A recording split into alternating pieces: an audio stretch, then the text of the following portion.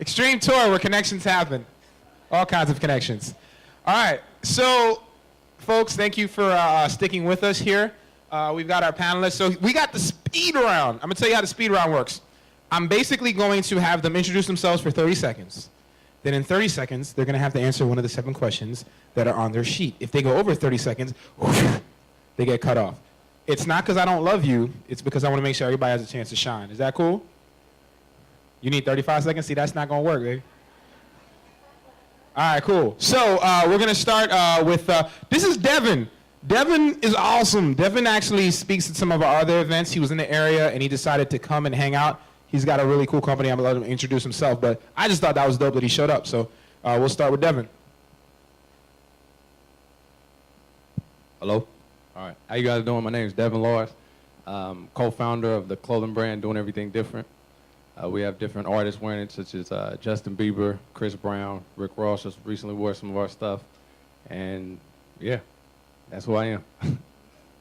Oh, wait, there's a question there. One of the 7 questions. You want to come back to it? Time is ticking. The best way to take advantage of being young, I would say it's because you have time. You have time to slip and fall, and you have time to get yourself up and take advantage of being young and networking, being in college, having a network of people. And I think that is really important to start while you're young because you have the whole world ahead of you. So that's my question. That's Thank you. Do I really have to go again? Yes. Okay. If anyone walked in, Evan Kirkpatrick, Wendell Charles Financial is my company. And it's a private wealth management firm. And if it involves managing money, whether it's for an individual or a person or for a charity, we do that. During college, what one thing do you wish you had done or not done in regards to your career?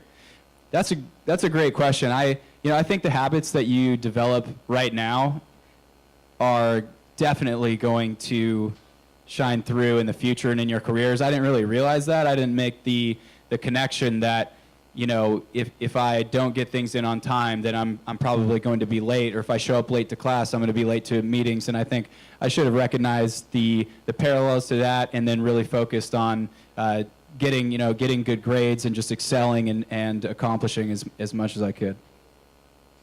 Thank you. Just made it. Hale, how are you? Nervous?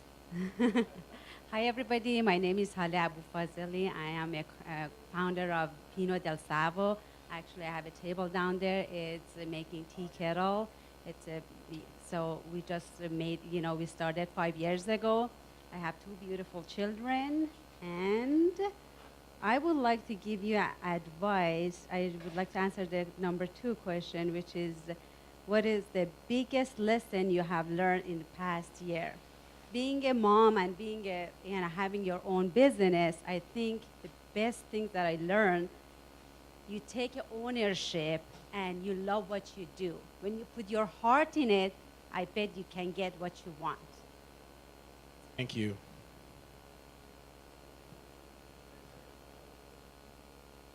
Hear me? There we go.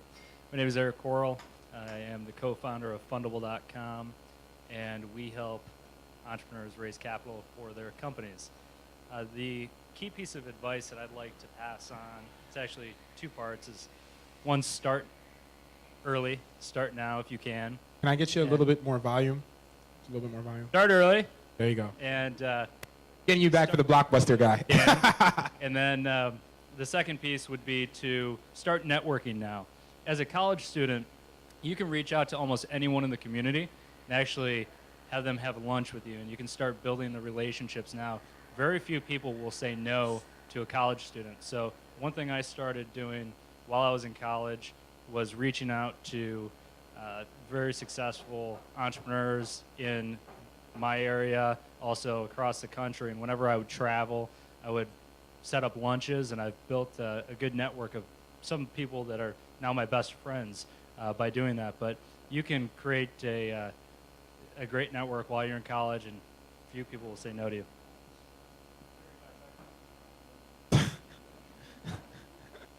I'm Andrew Davidge, and I founded 408 Graphics, which does race car and race trailer graphics and also for retail locations. But my new project is called Vintage Electric, and it's that electric bicycle that's been sitting over there. And if I had any advice, it would be to follow what you're passionate in, because you're going to have to work really, really hard to make these things become a reality.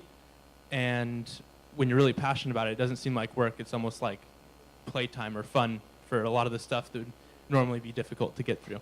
So follow your passion, I guess. Awesome. Thank you, guys. So what I want to do now is I want to open it up to you guys. You know, what questions do you have for our panelists? They each have a different area of expertise. So especially I spoke to a couple of you guys during the breaks who had business ideas. Feel free now to ask questions about how to develop those now that we have this awesome brain trust up here. So who's got some questions? Website, Eric, that helps entrepreneurs raise money? Fundable.com. Can you spell that out for the crowd? Sure. FUNDABLE.com. Okay, awesome. All right, who do we got? It's okay, guys. They don't bite. Yes. This is what we're gonna do. I'm gonna go across. See, the thing about running in church shoes. Here you go. Yes, your name? I'm Melody. My question is actually for Devin. You got some pretty big names to wear your apparel. How did that connection happen for you? Didn't come easy. It took a lot of time to get to that point. Networking, building strong relationships, not focusing on money per se, focusing on building a quality product and quality relationships and keeping those relationships. That's one of the biggest things that got us to the point where we are now, is that networking and developing those strong, healthy relationships. So I just want to build on top of that, Devin. So now that's a very good question. So what are some things that you do to keep those relationships going? Like, I mean, just meeting you, I noticed that you're very good at following up, but what are some habits that you have when you make a new relationship that make the relationship thrive, that make people want to come back and connect with you? Follow-up is very important. Following up, making people feel special and taking the time to show them that you care by sending them, emails, following up with them, going out of your way to really make them feel special. And that's really important to get those strong, healthy relationships. And one more part, because I think for a lot of people, they think, well, it's so impossible to get someone that seems out of reach. Can you give a specific strategy that you did to get your clothing in front of the eyes of some of these celebrities? Well, what I did is I didn't focus on the celebrity per se. I focused on the people around them. The people that everybody tries to go to the main person. Like, everybody tries to go to the celebrity, but you have to build those strong relationships with the people around them and build up your name and your reputation with them, and they'll vouch for you. And once you get people talking for you and you don't have to talk for yourself and they'll vouch for you, that's when people will really accept you and open up opportunities to you. Next question. Yes. Hi, how are you? What's your name? Darlene. So my question is in the social entrepreneurship area. And what I hear also in the entrepreneurship area is that network is so important. But when it comes to needing, say, political contacts or maybe, city contacts in order to get some of the social entrepreneurship things that you want to get going, and you don't have those connections, how do you make those connections? Sure, really good question. I think it goes back to the network. I think that Eric was mentioning, and the key is to make friends and make genuine friendships with people. Don't just try to get something for them, provide value for them, care about them. Don't go into the relationship thinking that you want to get something. But specifically about politics, I've been active in politics since 2006. I ran a state legislature campaign in Washington State, and then I'm the treasurer of political organization, Southern California political organization, that we have monthly meetings, and I bring in the speakers. So if I want to meet somebody, I typically ask them to speak. So I would say just there's working on their campaigns. You know, I think that politics absolutely gets a bad rap, and perhaps rightfully so at times. But there's no doubt that there is major influential power in the things that they can get done and quickly. So focus on hanging around, helping their campaigns, and you know, even making contributions if you truly believe that they should be representing you in your district. And it's a small circle in politics. It's only a handful of people, and typically they're all interconnected. So just jumping into those meetings would be my my advice. Great question, great comment. We have one back there. I want to name a few of your classes that were very useful in what you're doing right now. What would be the top 3? So if you guys didn't hear the questions, if I heard that right, what classes did they take? Classes that you took during your college years, which one, the top 3 that were the most important one in arriving at your success today? What are those? Oh, I know you guys have some entrepreneurship classes here, and I looked over some of the curriculum, and it seems like you have some great courses available to you that cover entrepreneurship. Big one is accounting. So you want to be able to understand finance, how numbers work. Marketing, it's always an important aspect of business. Can you hear me? Yes, I'm an accounting teacher. That's why you won. High five. Ow! Woo. Double ow! So I would say finance and marketing would probably be the key ones. And then I would read as many books as you can. You know, we've been talking about networking a lot up here.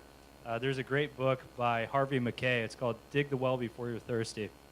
And it talks about building valuable relationships, and it talks about the importance of follow-up and just building good relationships in your life and how you can be a better friend to people. And it's a great book. It's definitely worth the investment to take the time to read that. I just want to build on what Eric said. If you guys wouldn't mind just all sharing one book, we're just going to go down each person that you think is can't miss book if you're trying to start a business and be a young entrepreneur.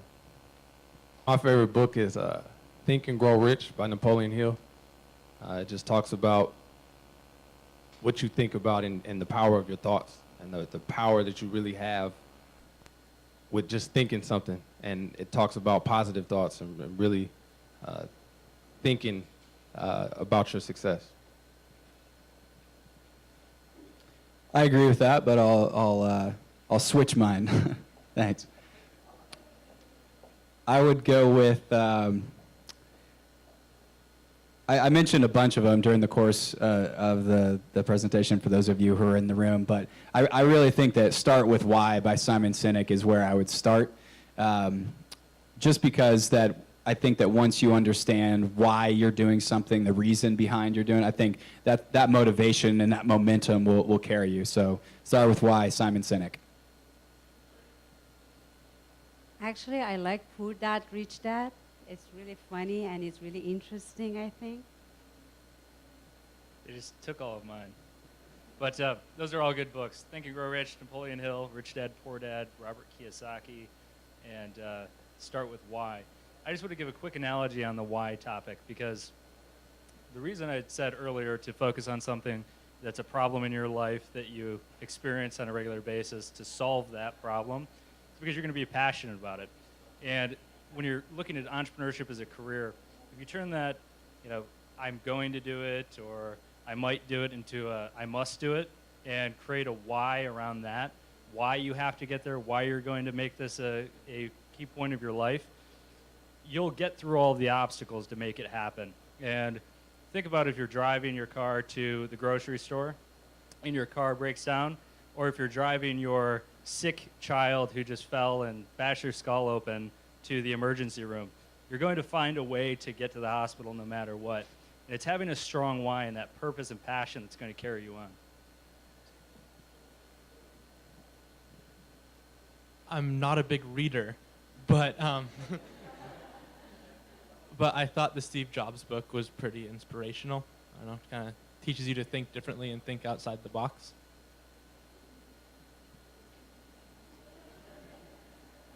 And I would, you can probably follow most of us on Twitter or other social networks. And I, as soon as I think a good book is, you know, it should be read by everybody, I always post it, and I try to just include everybody else in that. So that's another option too.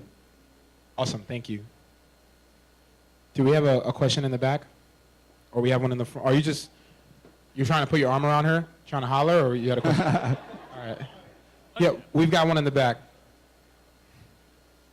It didn't work, he tried. Hi, my name is Natalie, and my question is, was there ever a time that either things were moving so fast, or you guys got to such like a negative place that you guys just want to like give it all up and just quit altogether? And like, how did you guys get out of it if you guys got there? So the way I heard your question was, things are moving so fast that you just didn't know what to do, you got kind of frozen, and how did you get out of it? Did I hear the question right? Yeah, or you got to like a really negative point where things were just kind of going out of control to a point and you just didn't know what to do and you almost just gave up your business altogether. Well, I would say one of my most challenging times, my grandfather passed away, and he passed away like literally in my arms, and it sent me into a dark place. So a lot of your personal stuff affects your business. You know, how you are is how your business is going to be. And I had to use that pain, and I had to use that struggle to kind of push me forward and use it as fuel to keep going. So you have to take those challenging times and you have to use it as energy. You have to use it and take it and convert it to positive energy to keep you going. And surround yourself around positive people and around mentors that could kind of help you through different times. I definitely, that's a really good question. I think every entrepreneur has, everyone on this panel I'm sure can attest, there are plenty of times where you want to give up. That's maybe once a week for me. It's hard. It can be hard at times, but the rewards, it far outweighs any obstacles. So if you come up to that point, I would say, you know, give it a rest. I think you have to be willing to step away at times and go do something fun and kind of remember, make sure to have a life and have people that you hang out with that don't really care about your business, in addition to the networks that we're building and the political contacts and everything. Just, you know, be with your friends and remember that, you know, there's more to life than that. And, you know, go back to the why, you know, all the people that you can help. And that usually powers through, but or you scream really loud. Find things that you do, you know, whether it's running, exercising. You've got to mix it up and go to your happy place, so to speak. But I have to say there will be obstacles, but you know, so many people have overcome those, and I know you guys can too. I would like to add to one thing. I think business is like your child. You know, it's very hard, it's very challenging, but there's a joy in it. And, you know, it's just like your child. You have to have it, and you have to take care of it. You have to watch it all the time, and you enjoy it. Enjoy it. It's really fun. It's really fun. It has a hard time in it, but it's really fun. It's a great analogy. I love that.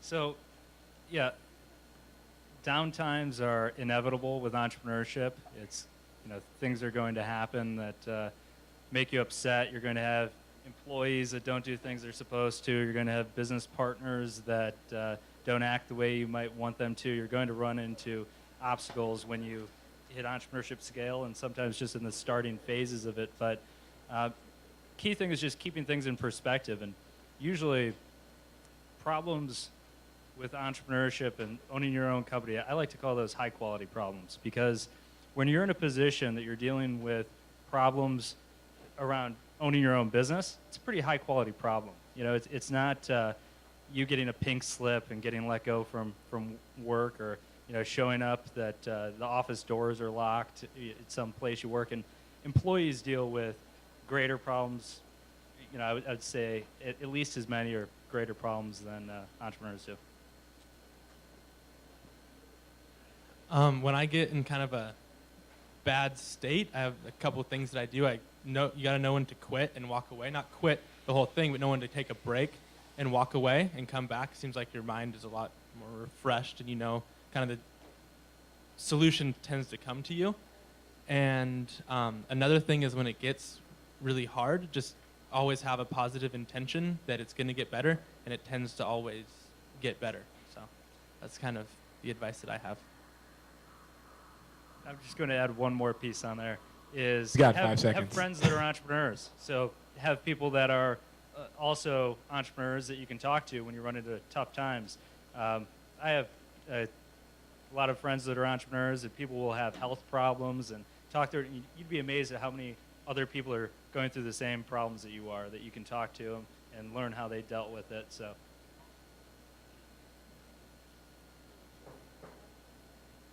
So, actually, I just want to make sure everyone's still with me real quick. Everyone, if you're still with me, do me a favor. Let me hear you clap twice. Clap 3 times. Clap 4 times. Clap 6 times. 0 clap.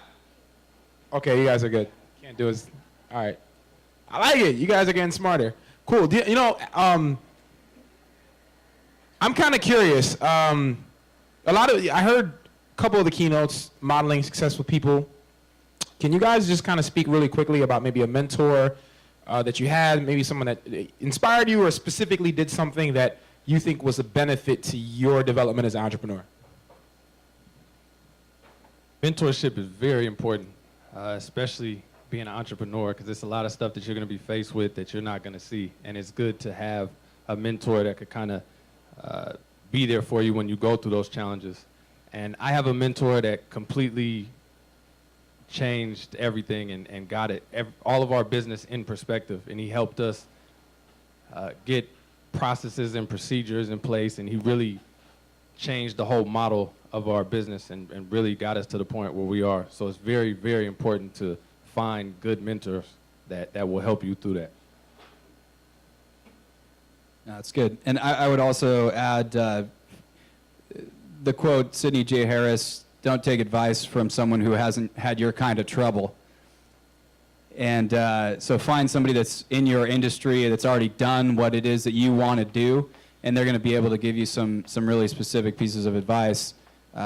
So mine naturally are in the investment business, and you know, when it comes to sales and marketing, I might have somebody else, and when it comes to operations, I might have somebody else. And so I try to take advice and read the books of people who are experts in different areas, but absolutely key to find one if you don't have one. And as Eric mentioned, I think most people will not turn you down.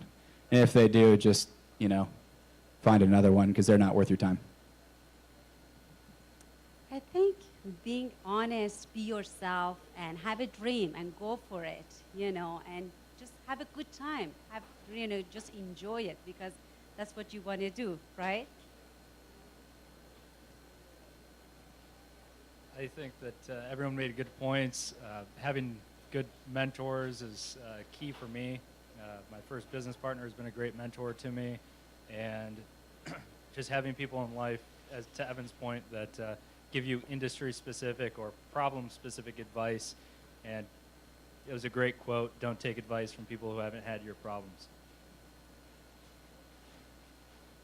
So I've had a couple of really good mentors, and there's one kind of instance that pops into my head that I got really excited about idea, and I went to one of them, and I was telling him all about it, and he's very successful, and he starts telling me what he thinks about it, but I was like, no, and he was like, shut up, listen to me, listen. And so I think a lot of times people get so excited about their ideas that they don't slow down and listen to the feedback that's coming in. So if that's one thing that I've learned through mentors, is to slow down and listen to what other people. There's a lot of stuff you can cut out, but kind of soak it all in and take it all in and slow down enough to be able to do that. Awesome. Thanks for sharing, guys. Do we have any more questions in the back, the front? Yes. Ramon, could you? Thank you so much.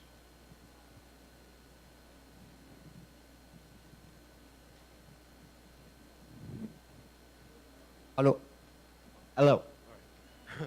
So is it like always or rare where like one of your employees or like hired executives makes more money than you, or do you make the most?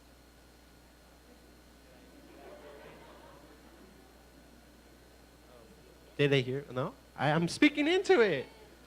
Oh, so is it rare or always where a hired executive or one of your employees makes more money than you?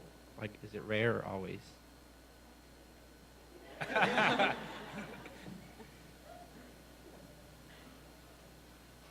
That's a good question. I would say that, you know, as an entrepreneur, you know, you have signed up to own the company, and you're going to have to take investors if you want to scale it. You have to pay people to do a really good job to get high quality people. So I think ultimately it's about ownership of the company, and not necessarily about you know, who's making more money than who at any given point in time. I can say from personal experience, I've been involved with companies where that was happening, and I know many people where that was happening. But I think long term, you know, the role of an entrepreneur is, they always say that the entrepreneur, the business owner, they're always the last to get paid, because your company doesn't work if you don't pay your employees and pay them well, treat them well, benefits, do the whole thing. So I think that's okay in the short term, but in the long term, I think you know, you'll have the upside there. Is that political enough for everyone? But I do mean that. I really do. I think it's okay. Does that answer your question? Okay, good.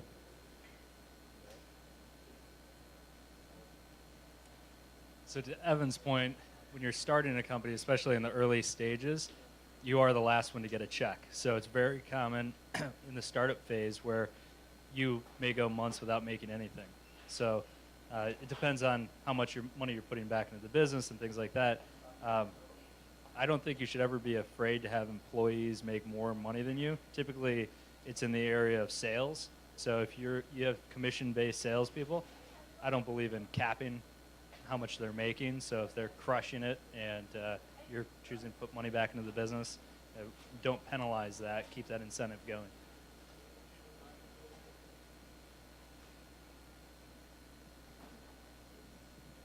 The mic's not gonna bite you. Why? She's like, don't give it to me. So do we have any? Okay. This is for all of you. Besides the money and successful, what was your main focus in the company? Main focus? You focus by how he spends most of his time, or so how he spends the priority of his priority time. Where does it go to? Is that Just mainly to build your company. What'd you mainly have to focus on and like really give time to create? so I'm hearing that, unless I'm hearing you wrong, and if I am, we have to move on. Don't hate me. In building your company, what are the if you could create a pie chart, where should you be spending your time? Mine was, like I said before, building strong relationships and building a quality product, focusing on that. My main goal was to provide a quality product that I could share with the world. That was my main focus. Your focus was more on product development. Yeah, product development. Yeah, Okay. Exactly. I think that's a great answer. I think there are two ways you can look at it. If you're in a business that you know, you don't want to raise money, you don't want to raise outside venture capital, then 99% of your time should probably be focused on making money and creating sales in order to keep the company alive and build it out. Obviously, you've got to have the quality product. You've got to be able to back it up, or you're gonna have trouble with sales. If you were in a different business and maybe you're in tech or something like that, you should be focused 99% on product development, making it the best thing ever, and then once you get to that point, switch over and get the funding that you need. My main focus is just serving the community. I love hospitality, and I love to take care of other people. I think the other people comes first in my life. And I love to serve people, to give. I believe in my product, and I would love to show it to the world and let them know that drinking tea is very healthy and makes you calm. I'm not kidding. I do, and taste, exactly. I'm not kidding. I give away so many kettle every month, and I raise money for charity. And I love money. Everybody loves money. But for me, it's just serving the community and showing them, especially for young generation, they have to learn to be healthy, drink healthy, and be sharp, be healthy, be happy. So that's my Is the tea available in the back? I know. I was just thinking, oh my gosh, because I was helping to do this, and I totally forget to bring tea. You have your cards, But I'm their happy- website, so they yes, can. yes, Okay. yes. So we'll have a way to connect with Ale on the back end. Yeah. Just reserved one. But, wow, what should you focus on? Main focus, I love working with entrepreneurs. All of the companies I've started have been around that, so that's, I'm not going to cover that. What I would like to focus on is what's going to drive your business. It's learning how to acquire customers. If you can learn how to sell and acquire customers, you can solve every other problem. So if you can get customers to order your product, if you can get pre-orders for your product, get out there, start talking to customers early, get feedback, and be out there, make it happen, and that's going to help you hire people, it's going to help cover costs, it's going to keep your business running, and sales solves all things. I think the things you should focus, or I focus on most, are creating a good circle of followers who are interested in your products or whatever you guys are trying to sell, and creating a really good product that people will be interested in. They kind of go hand in hand, but creating both of those is kind of very important to a successful business. Very cool. Very cool. Now, this guy, are you texting or taking notes? What did you write? Get followers, slow down, and get feedback from mentors. Always know to take a break and always be positive. Work with your passion and Steve Jobs' book. See, you guys are doing a good thing. This guy's over here taking notes, taking action. I like it. I like it. So we're going to wrap up soon. So we're going to take a speed question. Then we have one little quick surprise. But what's the question over there? I'm sorry. Could you speak a little louder? Hello? Yes. Okay. So I'm currently trying to start up a nonprofit organization. Would you give any different advice for a nonprofit, or do you think all businesses are the same when starting up? Nonprofit. Yes. Did you want to take that? Okay. I have some friends that have started nonprofits, and it's the same. The customer is, you're serving the customer, you're getting people involved. You have a message, though, of social justice or something, but it's the same principles. You have to take care of people, you have to do what you're going to say. If you say you're going to do something, you have to do it, though, because you're taking people's money and they have faith in you, and your reputation means a lot. So, but it's the same work ethic. Now, did you want to talk on that a little? Sure, absolutely a great answer. There are a lot of similarities. There are a lot of parallels between a for-profit and nonprofit.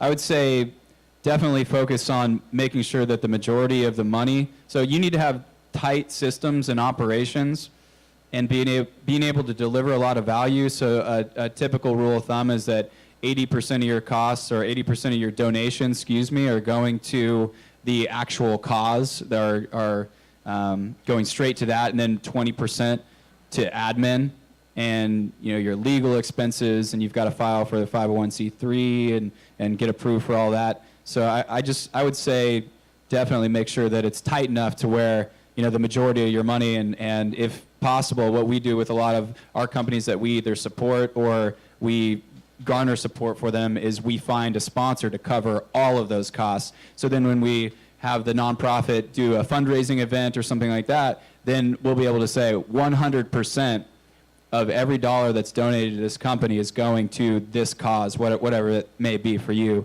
So, no excuses to not be, getting things done and have your ducks in a row and all that kind of stuff. Does that answer your question? Is that good? Okay, thanks. Awesome. Thank you so much for addressing that specifically. And then, so one quick thing too. What I want you guys to kind of take away from this panel too is, I know they're in the panel now, but you can connect with these folks beyond this panel, right? You guys are willing to connect on Twitter, Facebook, and all that. That's a fair ask. So guys, make sure, after the event, you connect with our panelists. I know that someone approached me before the panel. They said that it was someone's birthday. So where are those folks? You guys want to start singing? All right, come on, let's go. Hey, to you. Happy birthday to you. Happy birthday, dear Itzel. It's happy birthday to you.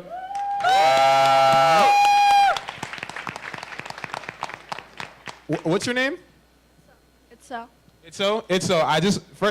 She's here on her birthday. She could have been anywhere else. She's here on her birthday to receive some information and to take our life to the next level. So thank you guys for having that impact on Itzo for her birthday. Give her another round of applause. So really quickly, this is a birthday gift we're going to give to Itzo. Could you give one inspirational quote that you think has played a role in your life that's taken you to the next level? So that's going to be Itzo's birthday gift. To get something you never had, you have to do something you never done. To Like get that. something you never had, you have to do something you never done. Y'all better write that. That's a good one. I'm about to write that on my iPad. Y'all messing around. I'm a student too. To get something you never had, you got to do something you never done. Go ahead, guys. I'm just taking notes. No, that's good. I'm looking through my Twitter feed right now. Seriously, I am. Man, I need to up my inspirational quote game here, you guys. Follow Rel Moody. He's really good for that. Does anyone have one ready to go? Can I just be material and give you a tea kettle? You can choose one of them and have it. Keep it forever. Well, what's saying? Did your mom or did someone in your family ever say something that motivated you? This is for Itzo. This is for her birthday. Let's think of something. We can do it. Yeah. What advice would you give to her? No, you'd give her a tea kettle for her birthday? That's awesome. Are you serious? We're going to give Itzo a tea kettle for her birthday. Woo! All right, that'll replace a quote. Okay, I'll give one from Think and Grow Rich, which is one I think 3 of us mentioned, which is, whatever you dream and conceive, you can achieve.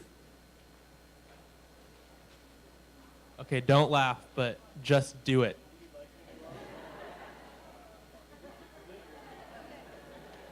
I like it, because if you say it with enough swag, it works, right? All right, so we're, let's please give another round of applause for our panelists. You guys may exit the stage.